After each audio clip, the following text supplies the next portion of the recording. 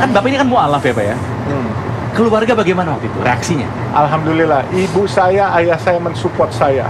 Jadi pertama kali saya mau puasa, saya tadinya nggak kepengen puasa, tetapi ibu saya bangunin saya jam 3 subuh. Saya bilang, waktu dibangunin saya bilang, Mama masih ngantuk, saya mau tidur aja. Dia bilang, Mama sudah beli penggorengannya pisah baru. Dan Mama beli makanan yang halal semua, Mama masaknya. Langsung saya lompat.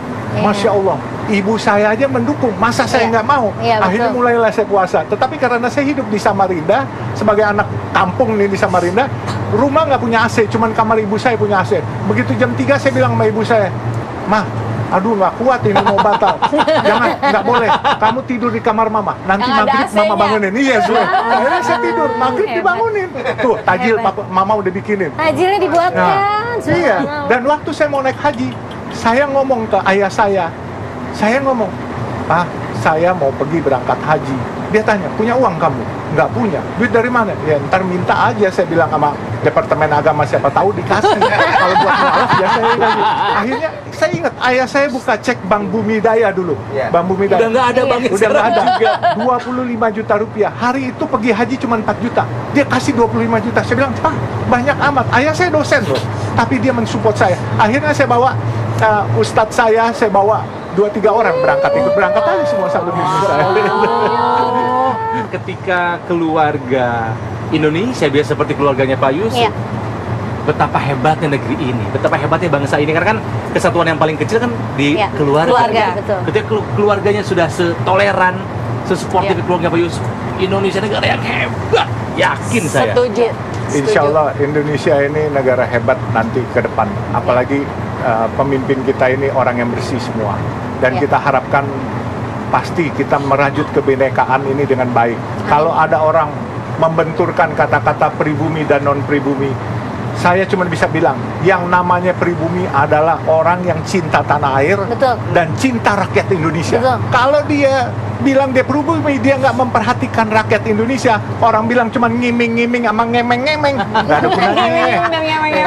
Nggak ada gunanya. Dan juga saya bilangin, kalau kita kasih sembako, terasanya cuma sekali.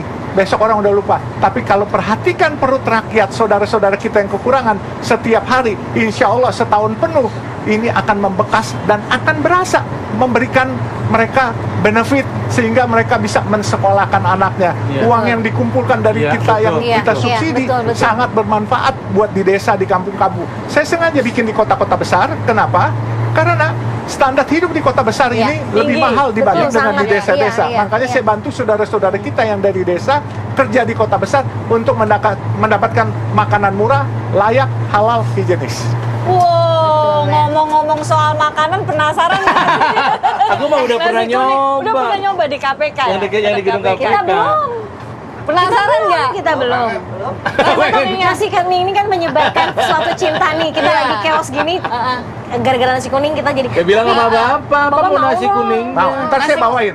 Itu nasi, kita buat nasi kuning tanpa santan, hanya kunyit. Kenapa saya buat nasi kuning? Orang jangan berpikir aneh-aneh macam-macam. Saya selain bernostalgia, saya menghormati almarhum ibu saya. Ibu saya pedagang nasi kuning di Samarinda.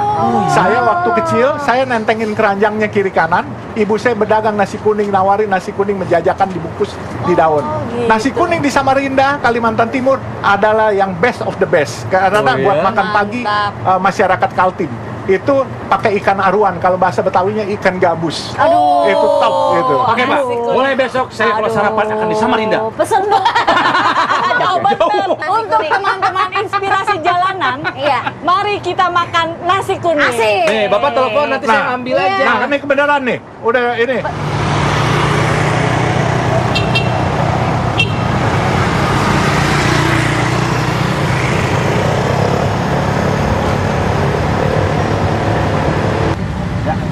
Udah ini. Oh, pesan, Pak.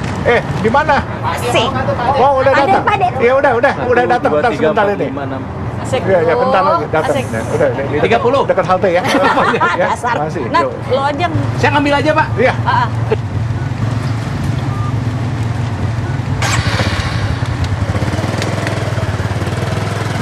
Saya akan membawa pesanan nasi kuning teman-teman inspirasi jalanan. Makanya tetap bersama kami untuk mendapatkan inspirasi.